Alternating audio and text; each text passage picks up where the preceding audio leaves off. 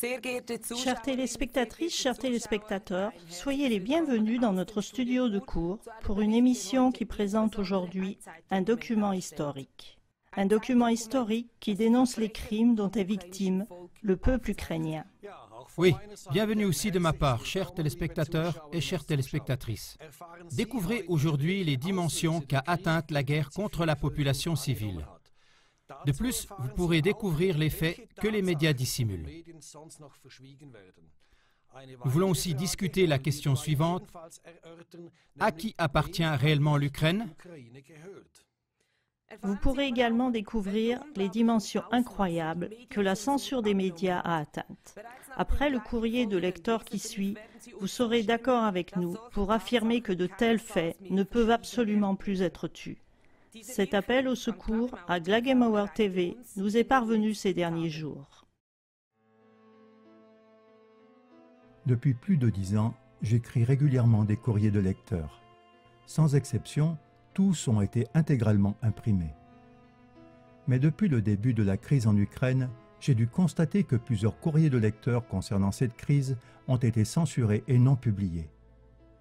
Dans la dernière lettre qui n'a pas été publiée, je voulais attirer l'attention sur le génocide qui a lieu actuellement en Ukraine et qui est sans conteste prouvé par des sources dignes de foi. Mais les masses médias occidentaux opposent un front tacite de silence face à cet horrible crime. Pouvez-vous aider à mettre ce génocide à la lumière ? Cet appel au secours nous a poussés à réaliser cette édition spéciale. C'est un document historique qui met à la lumière les crimes commis contre le peuple ukrainien et les proportions incroyables de la censure des médias. Cette édition spéciale est prévue pour être largement diffusée. C'est ainsi que cette censure pourra être dénoncée, que les tireurs de ficelles de la grande criminalité dénoncée publiquement seront obligés de rendre des comptes. Et rien de ce qui suit maintenant ne peut être tenu secret. Denis Pushilin est le porte-parole du gouvernement de Donetsk. Au mois de février de cette année, il a publié l'information selon laquelle, depuis le début des combats en Ukraine de l'Est, 7000 personnes ont perdu la vie, principalement des civils. Depuis s'y est ajoutée la destruction totale ou partielle de toute une infrastructure du pays. Les chiffres qui suivent font état des dommages subis jusqu'à présent. 3769 maisons, 1185 installations de distribution de gaz, 351 lignes à haute tension et centrales électriques, 88 distributeurs de chauffage urbain, 28 installations d'eau potable, 47 hôpitaux et cliniques, 192 écoles primaires et maternelles, etc. Les médias occidentaux continuent toujours à propager la thèse que les combats du gouvernement putschiste de Kiev sont uniquement dirigés contre les prétendus séparatistes. Mais les chiffres ci-dessus démentent très clairement cette version. Sans équivoque, le gouvernement putschiste de Kiev fait la guerre contre la population civile. Ceci est confirmé par Yuri Rushenko. Yuri Rushenko est correspondant de guerre indépendant. Il affirme le fait effrayant suivant, je cite, « La garde nationale ukrainienne connaissait les principaux quartiers généraux des séparatistes, mais ils n'ont pratiquement tiré que sur des cliniques, des écoles et des cibles d'infrastructures, de façon à ce que tout le monde soit épouvanté et pris de panique. » Fin de citation. Le très grand nombre d'objectifs détruits, par exemple 1185 installations de distribution de gaz, autorise seulement la conclusion que tout cela doit avoir eu lieu intentionnellement. Comme Kiev ne fournit maintenant plus de gaz à certaines parties d'Ukraine de l'Est, devant la catastrophe humanitaire qui a lieu dans cette région, le président russe Poutine a parlé de génocide. Mais sur ce point aussi, la question se pose.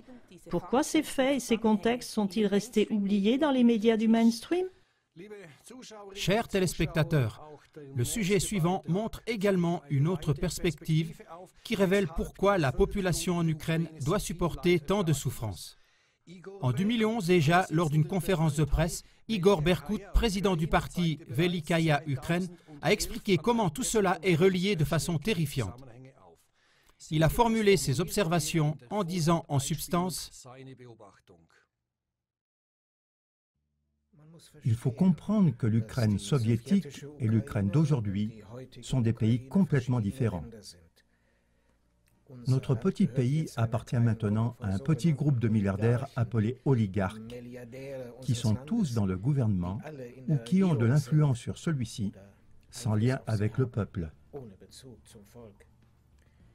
Selon la constitution de l'URSS de 1978, l'Ukraine était un État du peuple. Dans notre constitution actuelle, cela n'est plus écrit. Lorsque notre pays est tombé entre les mains de ces quelques milliardaires qui ont acquis les usines, les entreprises, etc., ceux-ci ont aussi reçu le peuple. Mais aucun propriétaire de ce pays ne voulait de ce peuple.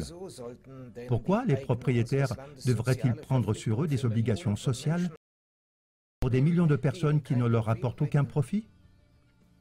Actuellement, comme toute cette population consomme quotidiennement des ressources du pays, leur but principal est de se débarrasser d'elles d'une manière ou d'une autre.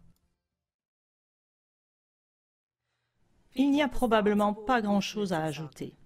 Après vous avoir fait connaître ces faits, nous aimerions vous encourager à vous former votre propre opinion sur ces événements graves. Mais nous ne voulons pas vous quitter sans une citation. L'année dernière, en février, Angela Merkel a déclaré « Celui qui fait intervenir l'armée contre sa propre population a perdu toute légitimité. » Nous vous disons au revoir.